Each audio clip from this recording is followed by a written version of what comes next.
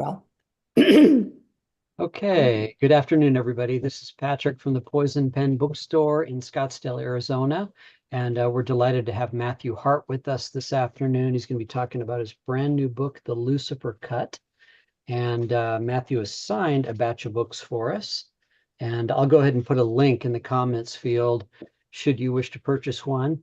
And also, if you have questions for Barbara or Matthew, go ahead and type them in. And Barbara will bring me on screen in just a little bit, and I'd be happy to ask any questions you might have. I think that's it. So, Barbara, over to you. thank you very much, Patrick. Hi, Matt. It's really nice to see you. I know you're located in some remote spot, so if we lose you, just so you all know, it won't be because Matt got tired of us. It's the Wi-Fi failed, right? And in fact, the storm killed our original date, so I'm glad that we were able to reschedule it. So I So, am looking up because I don't have a copy here, and it's been a while since I read it. I've looked up my write-up on my phone, which is why I'm doing this, so I can call people by their right name.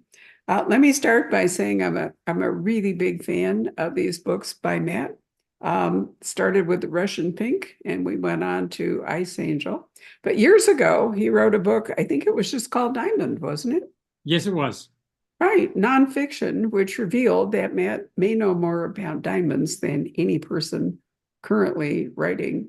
I won't say alive because maybe the De Beers people know more than you do. But anyway, I learned a lot about diamonds. And as a result, when we went to South Africa, we scheduled a stop at the Kimberley mine so that we could actually go through. It was great. And it was all thanks to you, Matt, that we did that. Yeah, I'm delighted. I hope you enjoyed yourselves there. I did. I mean, it's still operating, but I don't think on the scale that it once was.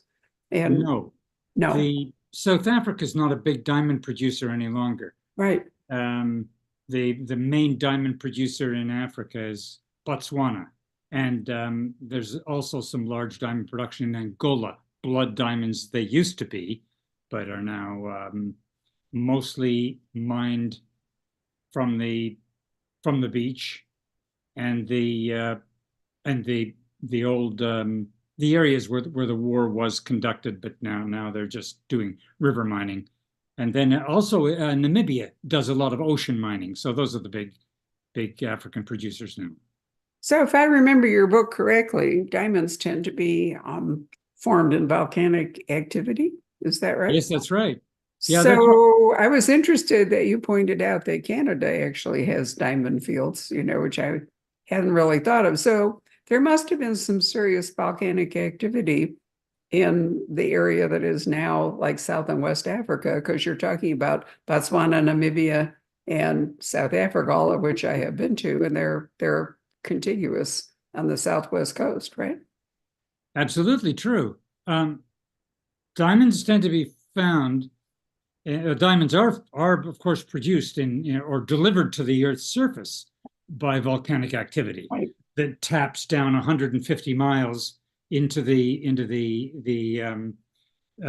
molten part of the Earth where diamonds are formed, and under certain conditions there's an eruption that delivers the diamonds to the surface if they survive certain conditions.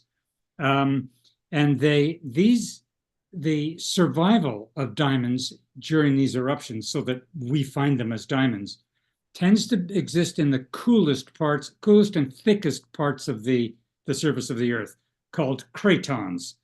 And they're very, very thick and cool, old, stable parts of the Earth. And oddly enough, the north of Canada, and indeed Siberia, are situated on cratons, and so is South Africa. The South African craton. The difference is that up in the north, you see the cratonic rock because it's exposed from the last ice age. You see all this granite, particularly in Canada, miles and miles of exposed granite. And in South Africa, it's down there, but it's hidden under a ton of sand. Right. So So they have to dig for it in Africa, but in Canada, as you point out, sometimes it's found in riverbeds, especially where apparently it's come to the surface and rolled downstream. Not as much in Canada, more in Angola and Namibia where you'd find it like that. But in Canada, the pipes are, you don't have to dig for the pipes. They generally are found under lakes.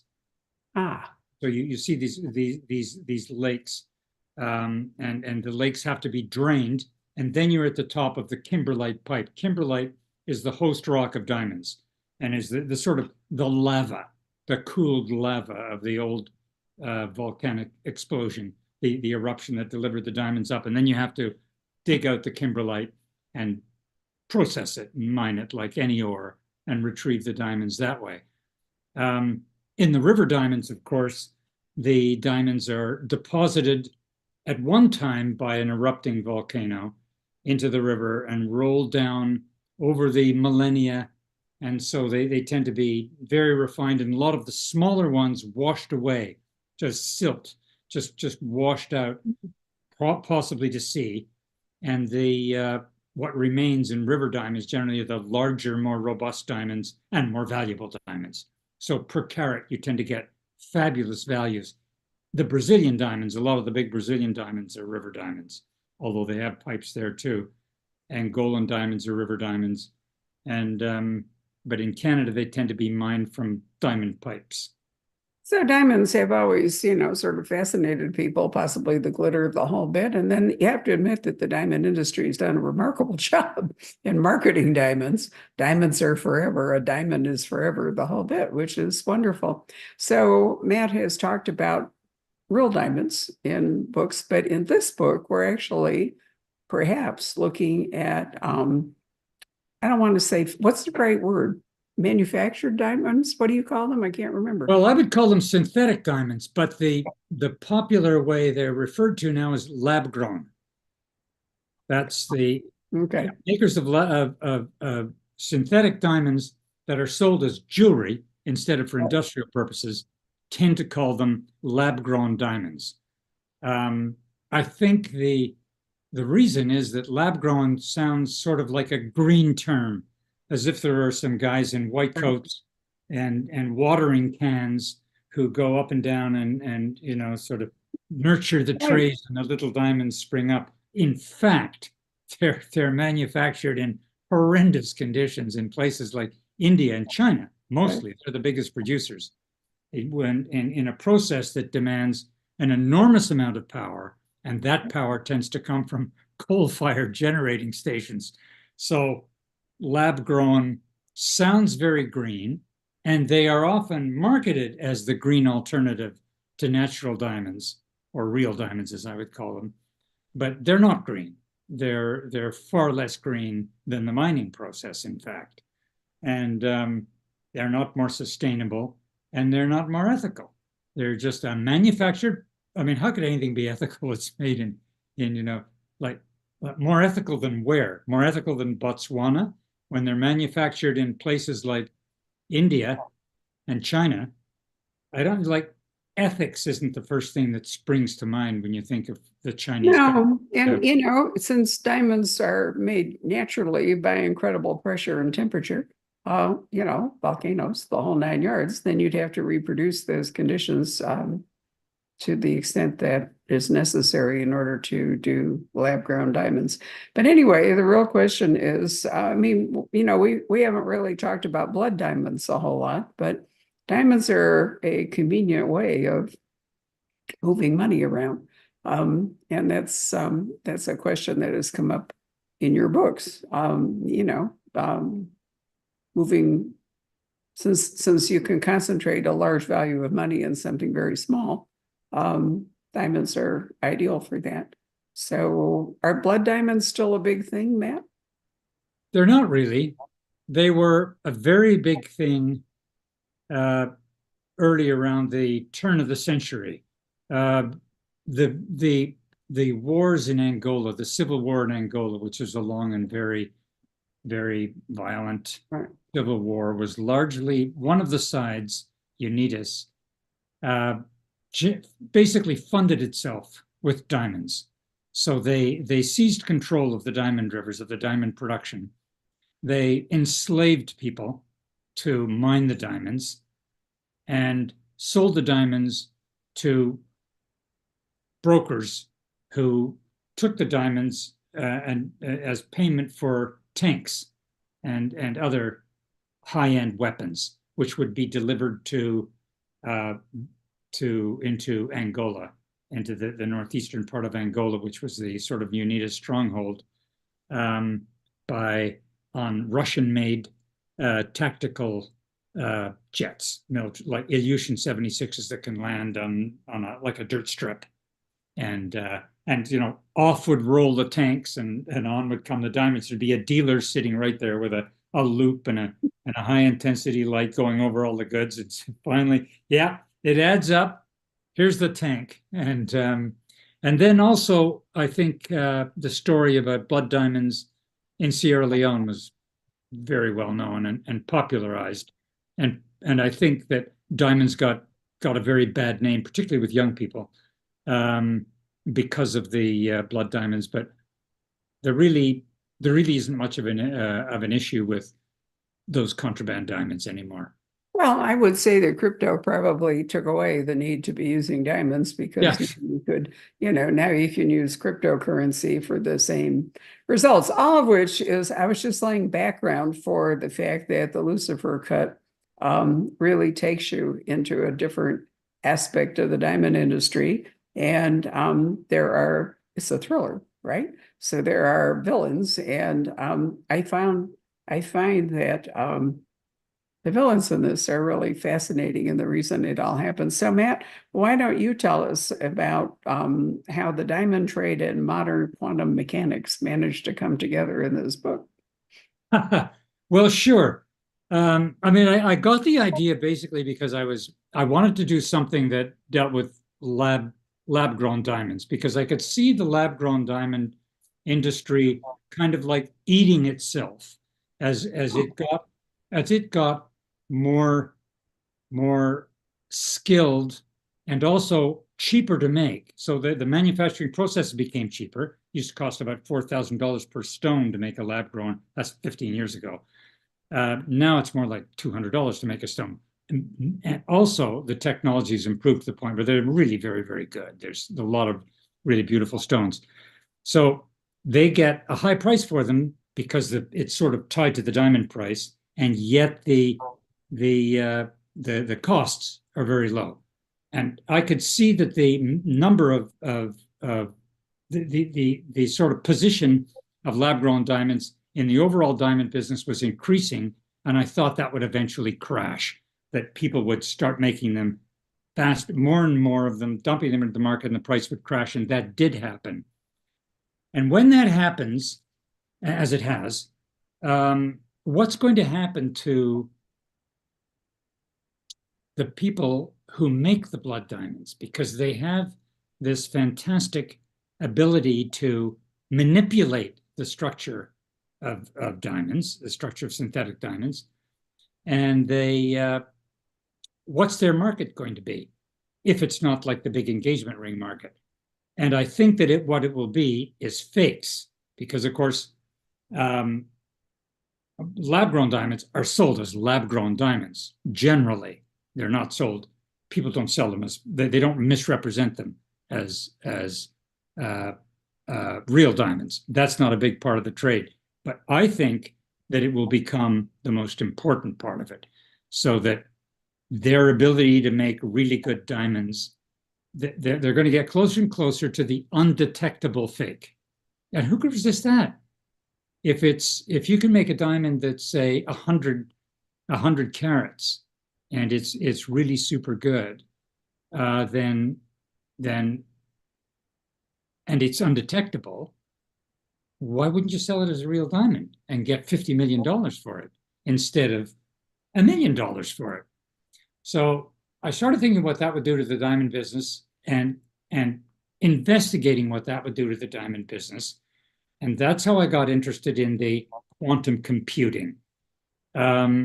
Because quantum computing is in one part of quantum computing is about the ability to manipulate diamonds. And I'll just say a little background on quantum computing. Quantum computing is the sort of next generation of computers that will be able to outperform the present computers at like hyperspeed. They'll be able to perform in seconds tasks that the present supercomputers would take 1,000 years to perform. The problem is, how do these computers communicate with each other? They haven't been able to solve a lot of these issues. And in diamonds, you can manufacture a vacancy by removing an atom in a diamond. And researchers have found that vacancy, that missing atom place, is a very stable environment with which to work at the quantum level, or in other words, at the tiny little electron level. And while one quantum, let's say you have an electron here and an electron in another atom nearby, and you want to communicate, what they do is manipulate the electron in one of those vacuums, and have managed to make it so that the other electron immediately duplicates the state of its neighboring electron in the other diamond. I know that I don't quite get how it works, but I know that they've achieved it, and it is very much a landmark achievement and caused headlines, because this process, which is called entanglement, is connected with the big challenge of moving information from one quantum computer to another, which is called data teleportation, because you move the information instantly. It doesn't take like a nanosecond or a billionth of a second. It takes no time, zero time. It happens here and it happens there immediately. And if they can manage to make this work on a larger scale, then they'll have an effective system of quantum computing, as I understand it. Nobody's hiring me for my quantum computing. No, I understand that, but in order to make your plot work, what the reader is going to have to assimilate at least the basics of this. But in case you all think this is nonfiction or it really drags or something, this is a really high action thriller. I mean, we start out with a really brutal murder, and we traverse the globe, and we have really bad people and has a high body count. And not surprisingly, at the moment, the Chinese, especially when technology is involved, basically they tend to be the oppositional force, right? Definitely. Yeah, they do. They definitely tend to be the antagonist in thrillers, especially where global economy is involved, because there's really a constant struggle about, is the dollar going to remain the world currency, or is it going to become the yen? Or there's a wonderful book out called Wealth of Shadows I've mentioned to you who watch us regularly. They came out in May that talked about during World War II, the British tried to hold on to the pound as the global currency, and it gave way eventually to the dollar. I mean, it's an economic thriller. It's first actual thriller I've read based entirely upon economics and history, but wonderful. So what Matt actually happens here is he has a U.S. Treasury agent. So tell us about Alex, because he's really your hero.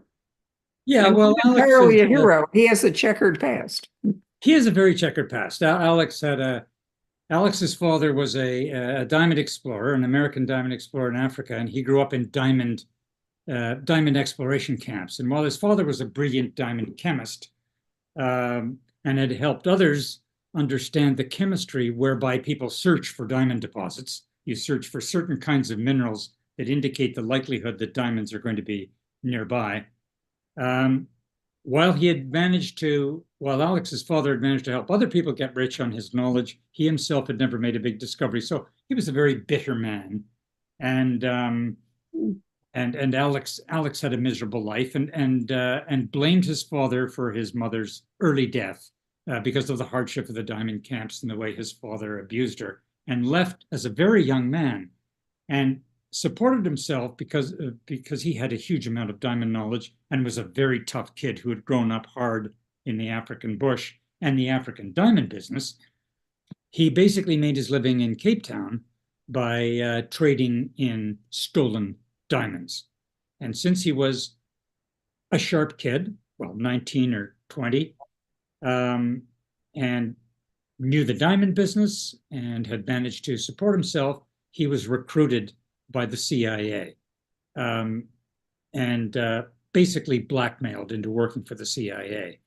And from the CIA, he ended up in the Treasury, kind of a good fit because he had the kinds of operational skills that the Treasury then was looking for in creating its own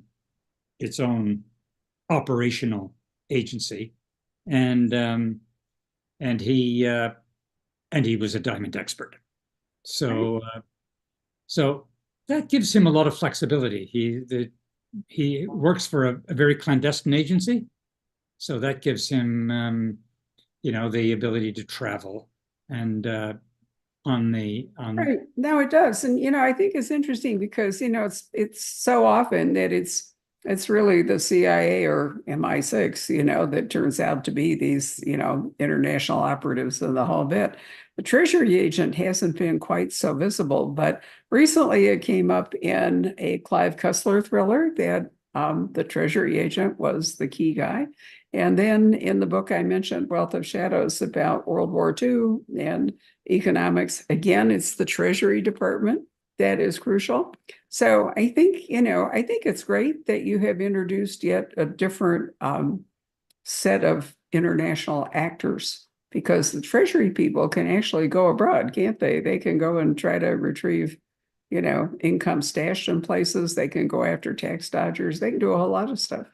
I mean, the Treasury has a lot of, if the Treasury starts to throw its weight around, it can really make things happen because the importance of the US dollar, their ability to embargo bank accounts and to really strip whole countries of their ability to be part of the world economy if they decide to do that.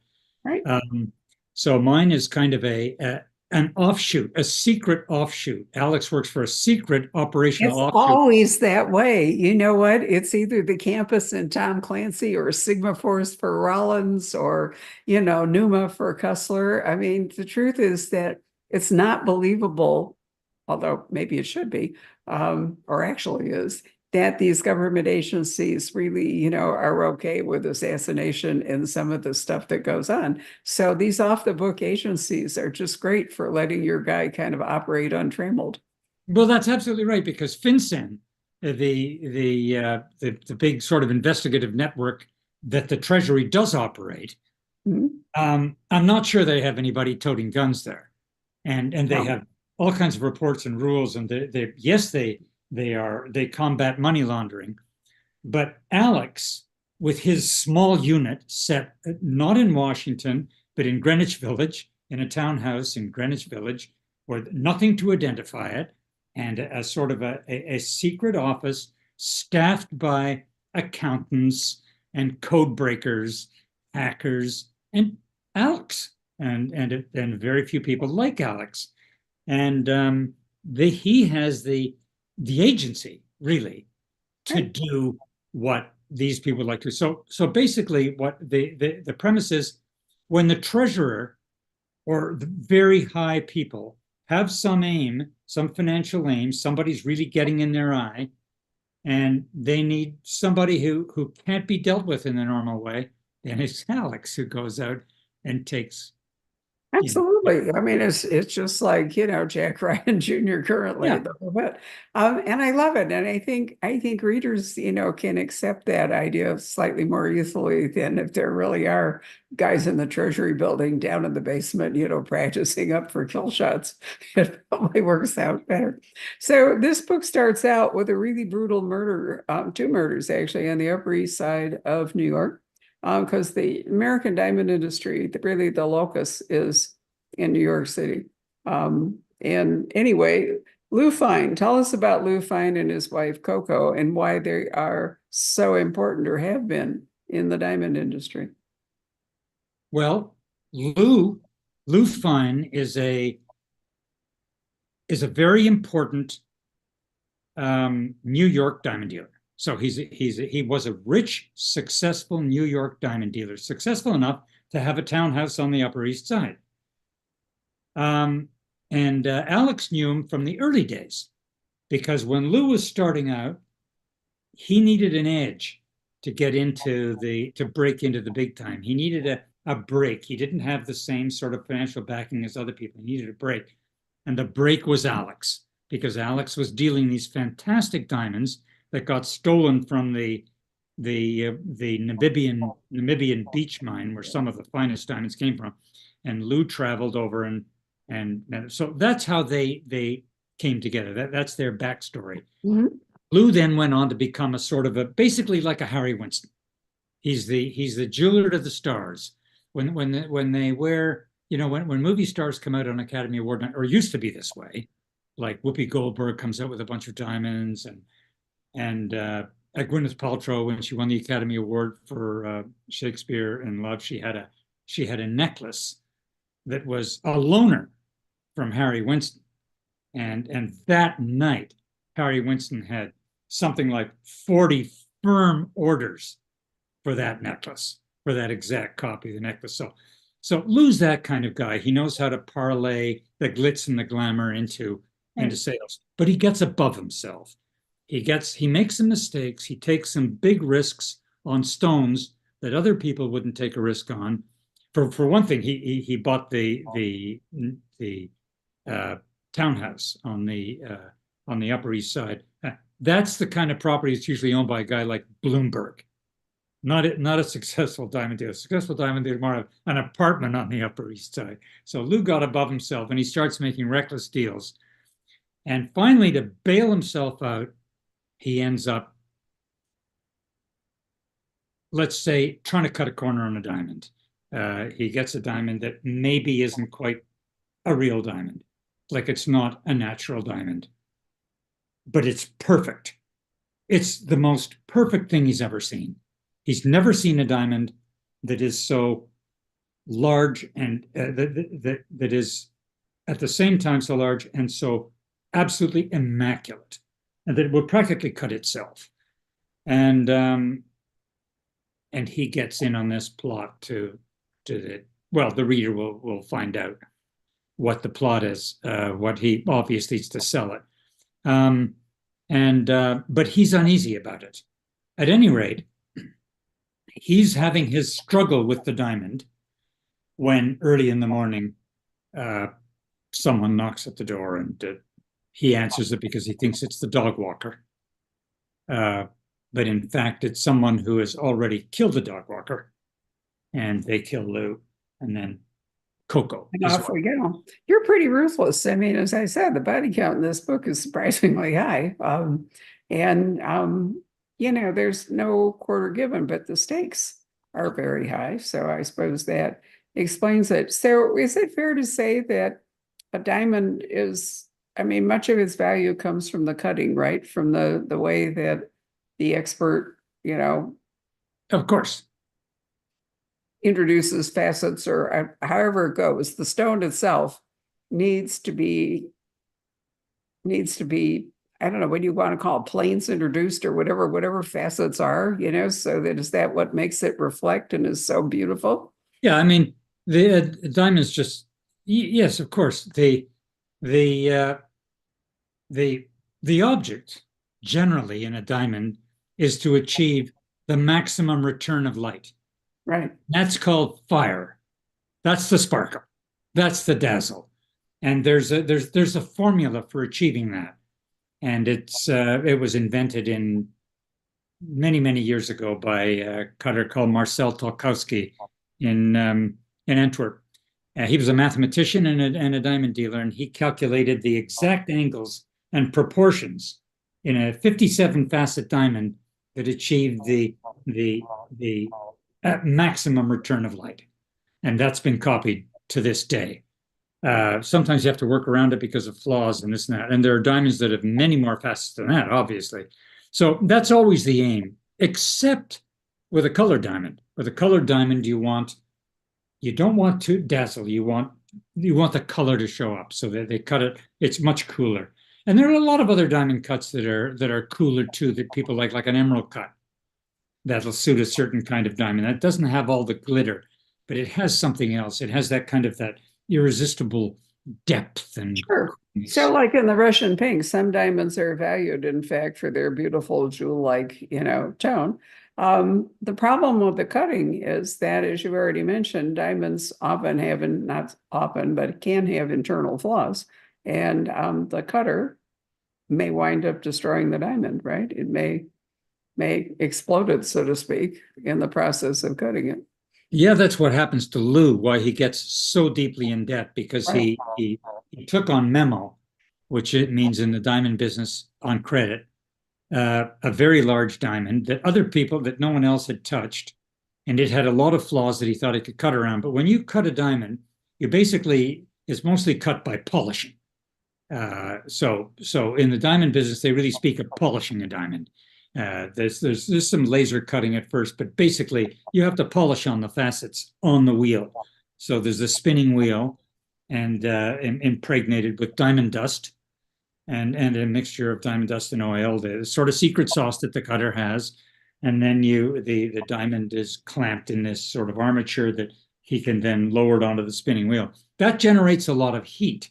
And if there's a certain kind of flaw, like a fracture plane of some kind inside the diamond, the heat gets to it, it can blow up on the wheel. That's what they call it. And it can, I've seen the results of it happening. It can just reduce quite a large diamond to shards. So to, like, maybe not worthlessness, but to a bunch of like 1 and 2 carat diamonds instead of say like a 50 or 60 carat diamond. So if, like Lou, you took a gamble on a valuable stone, especially if you took it on credit, and then it turns out that destruction reigns in the polishing process, what are you going to do? It's a real problem. It's hard to be a gambler, but I think, anybody who's dealing in these stones has to have a certain amount of tolerance for gambling, don't you? Because I mean, this is not a really. Sure. Yeah, And, I mean, you just have to, if you have to take some risks in order to make big gains. well, I guess on the majority of stones, people aren't taking much, aren't prepared to take the risk. That's they go down to the sort of what can I get out of this? Because all of the trade in rough diamonds is basically a kind of a sort of a discussion about what you're going to end up with. What polish can I get out of this? Here's the rough. What kind of polish can I get out of that? So yeah, I mean, people do take risks. I met the nephew of Marcel Tolkowski. He was a great cutter, the greatest cutter of his day, Gabby Tolkowski. He lived in Antwerp, and he was the one that De Beers hired to cut the centenary diamond, which was a huge diamond loaded with flaws, unbelievably loaded with flaws. First of all, they built a special room in the basement of the De Beers building in Johannesburg, I think when they were at the old 44 Main Street building, and they had it cooled, and Tolkowski designed this system for cooling the diamond, and he would study it and work at it and work at it. It ended up, it's this colossal number of facets. It's like a big egg, and it's got masses and masses of facets. I forget exactly how many, but way more than you'd normally find in diamonds. It's quite a large diamond. And there was always a risk that the thing would blow up. Always a risk that the thing would blow up. It made him, he said, an old man before his time, because it was just such a Oh, no, it's a huge gamble. dangerous. Yeah. So after Lou and Coco are murdered, so here's the question, whether the diamond was real or whether it was fake. If it was fake, how is it manufactured to be an undetectable fake? And what does that mean? Does that mean there are more of them out there, in the universe? It wasn't just Lou that had this diamond. And so that's what Treasury calls Alex and his team in to discover, right? That's right. Alex is first called to a meeting with Tabitha Kowalski, who used to work for him, well, was his assistant, although actually she was working for someone else at the time, another agency. But she calls him to a meeting, and Alex doesn't know why Lou was killed, but suddenly she starts to reveal part of the story. He didn't know she was even onto it. She starts to reveal some of the like Lou's background, and she says, this diamond came, Lou, she's the one who reveals to Alex that Lou is dealing in some dodgy stones, and that they're probably being made in China, because they've been watching Lou and watching this manufacturer in China, and they picked up a stone coming from China, being polished by Lou and being sold in Geneva for $1.5 million, when they know that it came from a lab in China that was a lab that manufactured lab-grown diamonds, and it was an 11-carat diamond. So there was no way an 11-carat lab-grown diamond is going to get 1.5 million, which is, I mean, there are diamonds that sell for way, way more than that, but just in this case. So this reveals to Alex that in fact he thinks there's something bigger behind this than just why was Tabitha, for example, watching this Lou? Why was she tracking this diamond flow? And he suspects there's something much larger than merely diamonds at stake. Right. And we won't go any farther, right? Because otherwise we're going to give away the whole rest of the plot. Sure.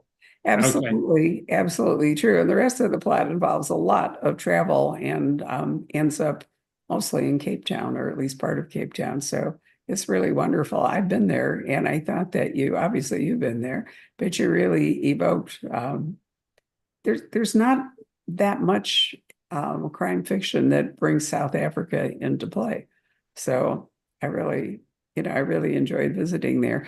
Now, it seemed to me, if I recall my history, that De Beers not only was a marketing genius, but De Beers recognized that if you just threw all the diamonds, that you could get your hands on out there in the market, that you would lessen the value of each individual one. In other words, they really controlled the market. They had a monopoly. And they were pretty tight about it, if I recall. So if you're going to have masses and masses of lab-grown diamonds, and you're going to kind of flood the market, assuming that that's the direction you're going, aren't you going to ultimately reduce the value of those diamonds? I mean, if they're in you're absolutely, you're going to destroy the value of the diamonds. Yeah, and that's what happened. That's what happened. They were lab-grown diamonds, did very well to the point where 2 years ago, something like half of all the diamonds bought as jewelry in the United States were lab-grown diamonds. That's from like 15 years ago, when a survey showed that only 10%, less than 10% of consumers even knew what a lab-grown diamond was. 15 years later, they've got half the market. Now, how do you price that? Diamonds are priced on rarity, right? Like a D color costs more than an H color because there aren't as many D colors. Right. A 5-carat diamond costs more than 5 1-carat diamonds because there are way fewer 5-carat diamonds. How do you price? So when they were looking for a price for lab-grown, what they basically did was shadow the real diamond price, the natural diamond price. So they were sold at a discount to the natural diamond price, so considerably cheaper, but connected to it, like a 1-carat. A 1-carat lab grown is this much cheaper than a 1-carat natural. A 5-carat lab grown, certain colors, certain specs, this much cheaper than so it sort of shadowed at a level below. It shadowed the natural diamond price. But what sense did that ever make? Because the natural diamond price is based on rarity. Right. And whereas the supply of lab-grown diamonds is potentially infinite.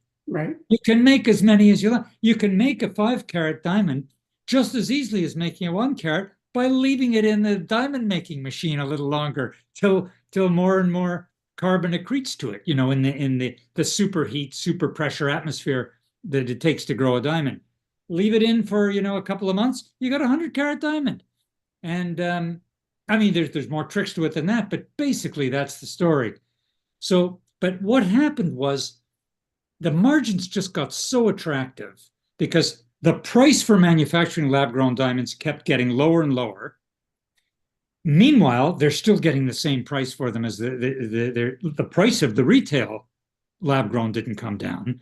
So that was just an expanding margin. More and more people got into it. The lab-grown manufacturers started making more and more diamonds. And you've got, manufacturers like India and China, like when they put the pedal to the floor, they can really make a lot of diamonds happen. And last year, the inevitable happened, and the wholesale price of lab-grown diamonds collapsed. And now the retail price is following suit. So much so that De Beers, which you just named, which was doing very well in lab-grown, by the way, they're the titan of real diamonds, but they had a line of lab-grown called Lightbox, and they were making them in the Northwest, in Oregon, and a state-of-the-art factory. And you could buy like a 1-carat pink, very, very pretty, for like $900. And they were doing very well. 2 months ago, they shut the whole thing down. They just decided, no, lab grown, they don't want anything more to do with it. What they are going to concentrate on in that plant is manufacturing synthetic diamonds for industrial purposes. Well, I was going to ask you, right? Yeah, they're one of the biggest industrial diamond industrial I mean, purposes. the application for industrial diamonds is extremely large, and if Huge. then it just pushes, whatever those purposes are. I mean, it's a pure capitalist deal, but I've always been impressed by De Beers, just like, whether you think about the East India Company or whatever, these big capitalist operations, pretty ruthless, but nonetheless kind of perfected the whole law of supply and demand and took advantage of it, whether it was trading in pepper or trading in diamonds.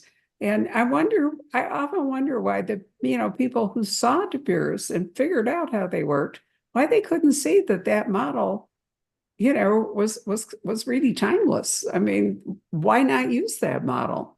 Why not control them? It's just greed that gets away from them.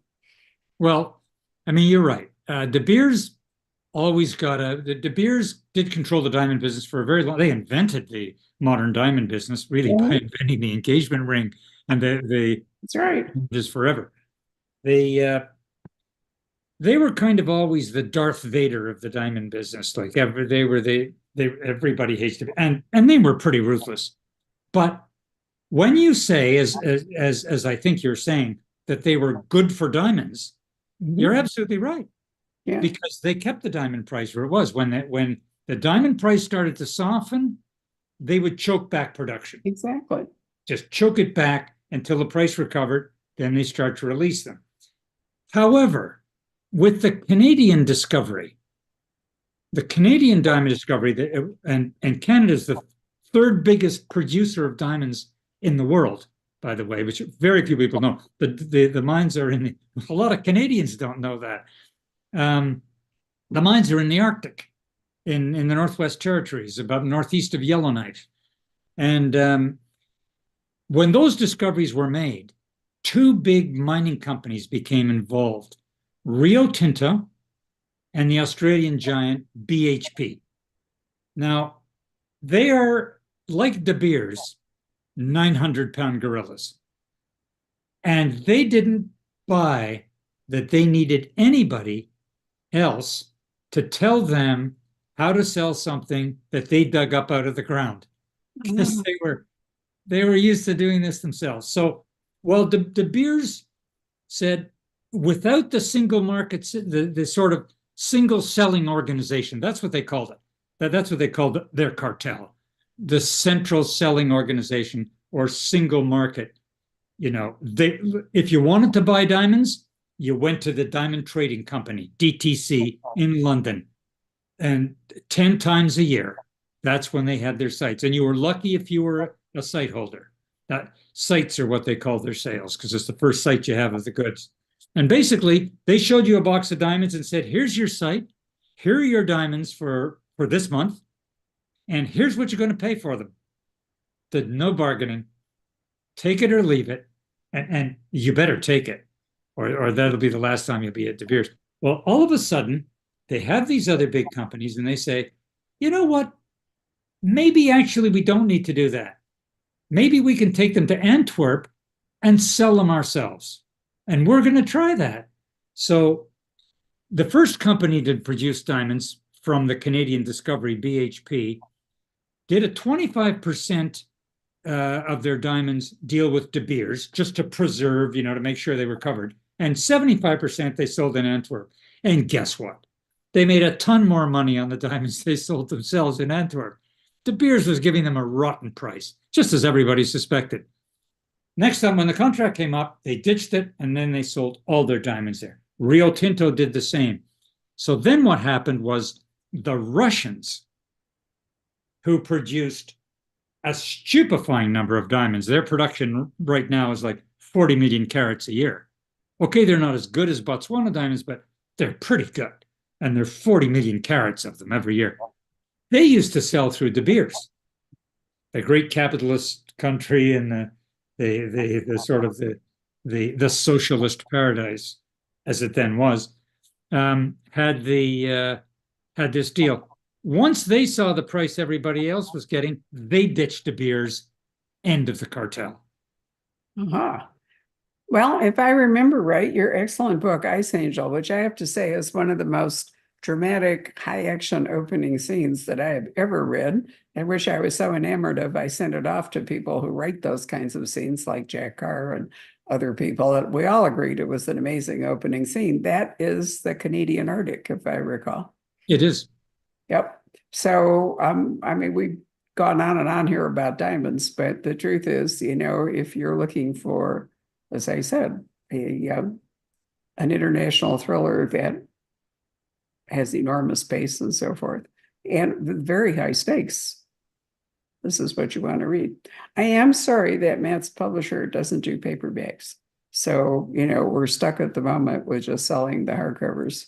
I keep lobbying them to do paperback editions. Not just you, there are other authors like Roseanne that they publish, or Richard Armitage. They're a small publisher, and they may not feel that they can move in that direction, but I really hope so, because, I think it would introduce more of you to Matt's books. But I am personally crazy about the Russian Pink and Ice Angel, and now the Lucifer Cut. So I hope that you will consider buying them. Patrick, come and join us. So we have questions from the audience. This would be a good time.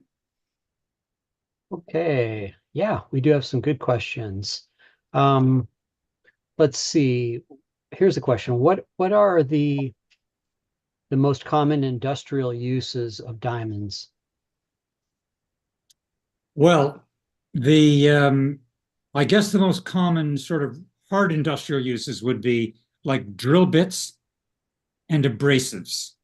And they are synthetic diamonds are better even than the old industrial quality goods that used to be like the bottom of the spectrum of natural diamonds, because they're manufactured to the specs that the manufacturers of drills want. So drill bits, impregnated with diamonds, and industrial abrasives, those are two very big ones.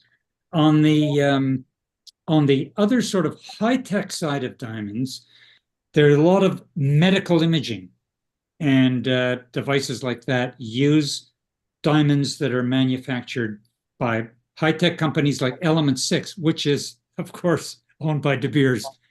And I've spoken to a lot of them. So those are two uses. And of course, now most recently, the engineering of these really fine, tiny, tiny diamonds with the vacancies, the missing atoms, taking expelling these atoms from the diamond in quantum computer race for a quantum computer that is so crucial to the strategic future of both the United States and China, and they're the leaders in the race. And it's a really hell for leather race. So I hope that's not too full an answer.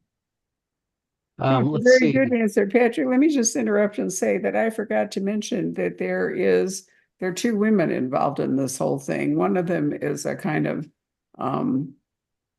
Alex kind of touchy relationship with a diamond thief called Lily, and the other is Shi Mei, who is a well-connected Chinese woman who operates a diamond mine. And so there's subplots going on with these two women in addition to what Alex is up to, one of whom is Chinese. Sorry, carry on. Okay, let's see. Okay, Robin asks, Matt, are you familiar with the term YAG, Y-A-G? She says, I bought a few in, oops, I lost it. Bought a few in Taiwan, I think it was. Let me get back to it. Yeah, Taiwan in early 1977. They were quite beautiful and even stumped an experienced jeweler. Have you heard of that term? No, I haven't, I'm afraid. I'm sorry. Okay. All right. Here are a couple of other ones. Is Alex based on your own life, Matt? Well, I've never worked for the Treasury. And for my sins, I'm a writer rather than a diamond dealer. So Alex is kind of a composite of some people that I've met in the diamond business, but his sort of overall character is really a creation. Let's see. Okay. Do the lab grown diamonds actually have carats? They actually have carats? Yeah. Yes, they're measured in carats. I mean, the carat is just a unit of weight. So they're weighed exactly the same as other diamonds are by carat. I see. And sold by carat. Right. A question, is a canary yellow more or less valuable than a mined white diamond? A mined diamond will generally, assuming similarities of size, a mined diamond will always be more valuable than a synthetic diamond. I mean, if you can get a pink diamond from De Beers, from Lightbox, well, you can't anymore because they've shut that whole thing down. But if you could get a pink diamond, a 1 carat pink for $900, you'd have to be most good white diamonds would be cost a lot more than that. How many different colors are there? Well, gosh, orange, yellow, blue, pink, brown. The Australians mine a ton of these brown diamonds, and they've invented names for them like champagne. And some people like them, some dealers won't touch them. They say, it's a brown diamond. I don't care what they call it. Cognac is another color. So, but they had a ton of diamonds from the Kimberley mine, which is a huge mine, that were these colors. And they decided, instead of trying to change the color, which they can do, let's see if we can sell them this way. Green, that's another color. I think I've probably named them all. But then there's infinite gradations of color within them. Fancy, vivid, all like that. Yeah, the Smithsonian has, if I remember right, a collection of stones, among whom are some remarkable diamonds, and a few of them are colored diamonds. I think it's the Smithsonian. The Hope Diamond. Is it the Natural History Museum? I think is where they are. Oh, the Natural History Museum. Yeah, the Smithsonian has the Hope Diamond. The Natural History Museum has a super collection. Yeah, fantastic collection. In fact, somebody broke in and stole some not all that long ago. Yeah. So I'm just mentioning in case any of you ever travel to Washington to the mall, that is a very good place to go and, actually see a variety of diamonds.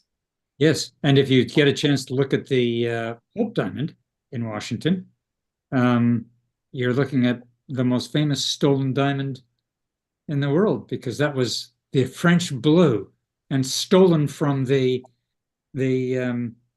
place where the crown jewels had been sequestered after the revolution, um, and made its way to London, where it was recut in order to disguise it. This is the fate of most big valuable diamonds that are stolen. They're recut, because then the stolen diamond, ceases to exist, and now a new diamond that doesn't fit any description like that of a stolen diamond is what they have to sell. And that's what happened to the Hope Diamond. There's a So interesting question. What is the most valuable diamond that you've ever handled?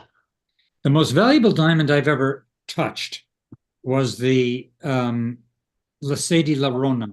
It was the third largest diamond ever mined, and the largest in 150 years. It's the second largest diamond ever mined, and the largest in 150 years, because the only diamond larger was the Cullinan one, which was cut into about 12 stones, including the Great Star of Africa, which sits at the top of the scepter in the British crown jewels. But this stone, when I went to see it in Botswana, I had to sign an NDA.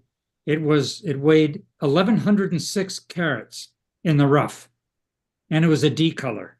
It was an absolutely spellbinding stone. So it was about like this size, but thicker. And I was handed a loupe to take a look at it.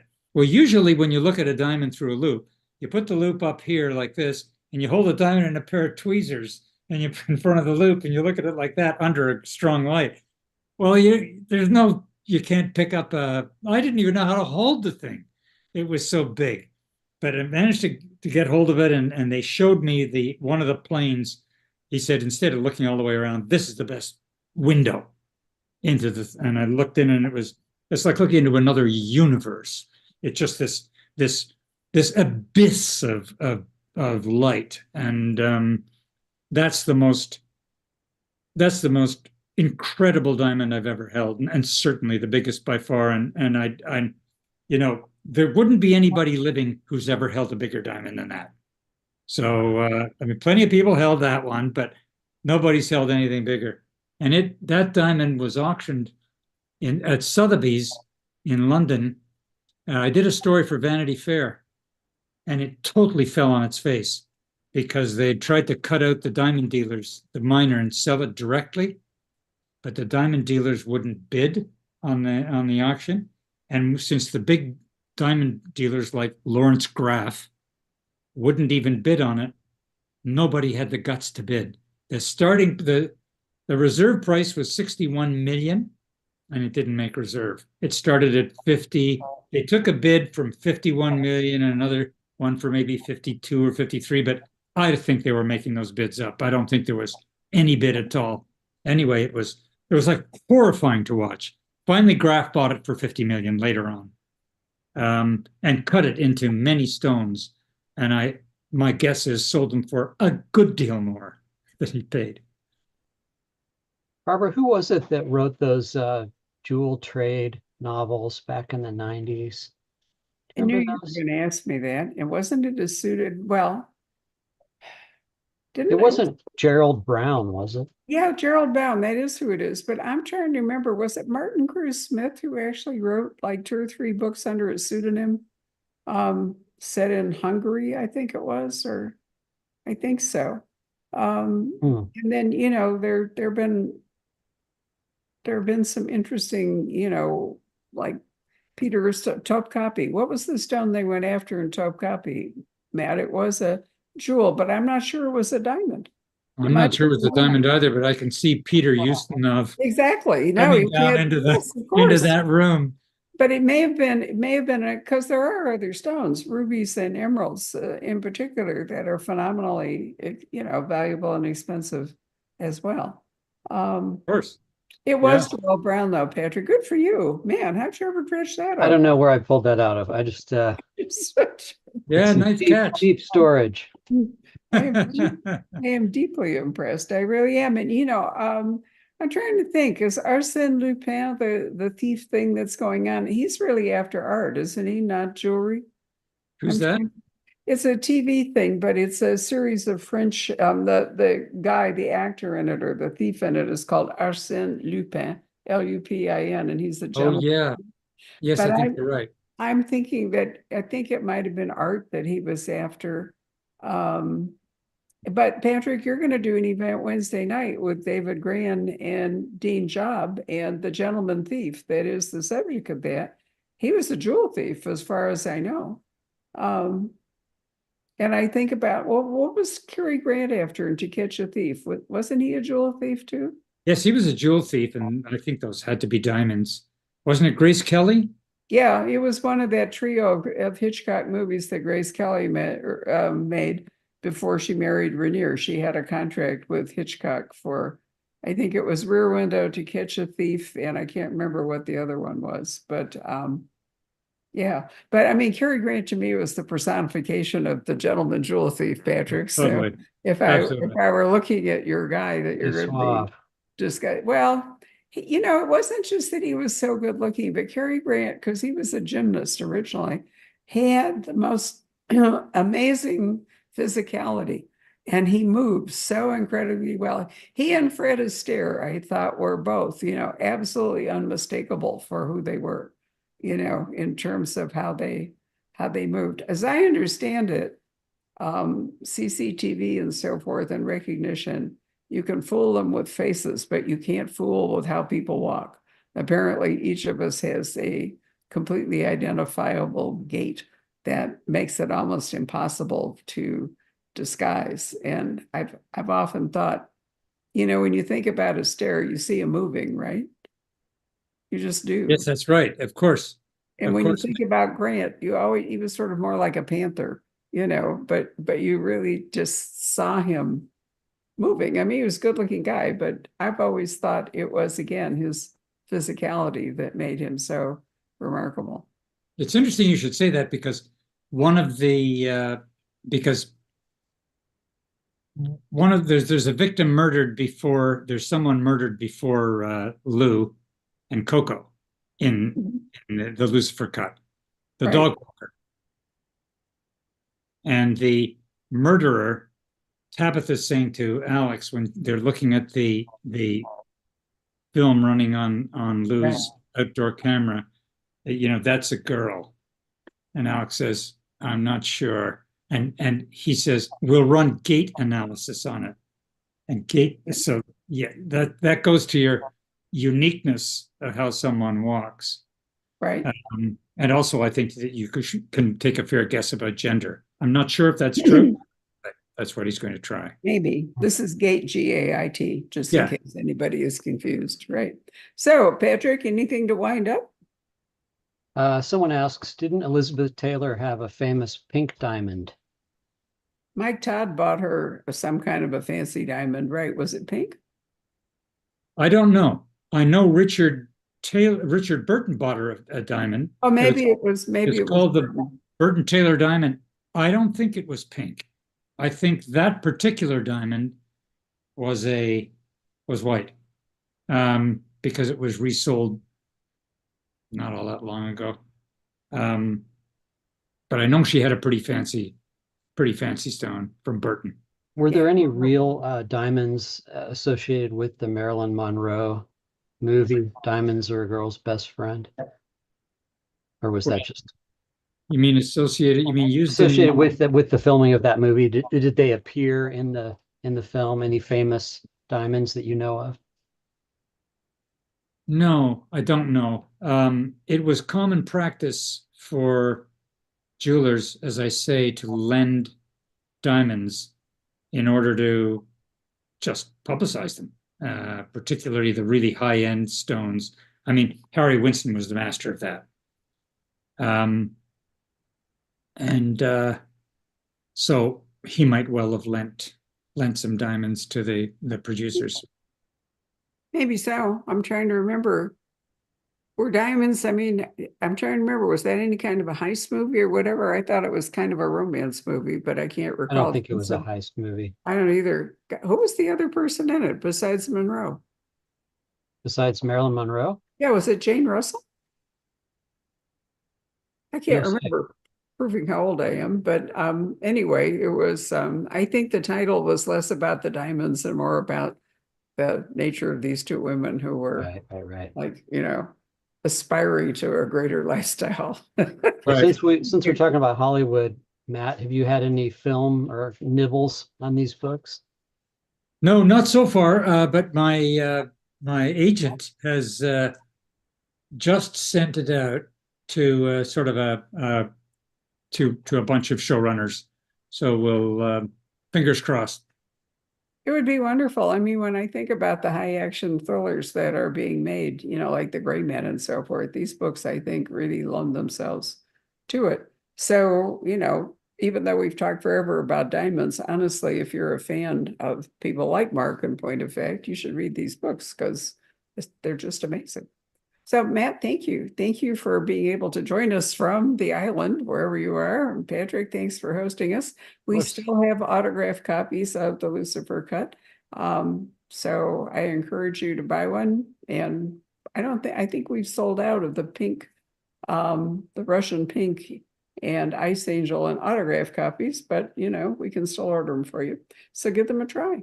Anyway, Matt, hope to see you again before too long. And Thanks very much, Barbara. you bet. Always a pleasure. Bye, everybody. Bye bye. Take care.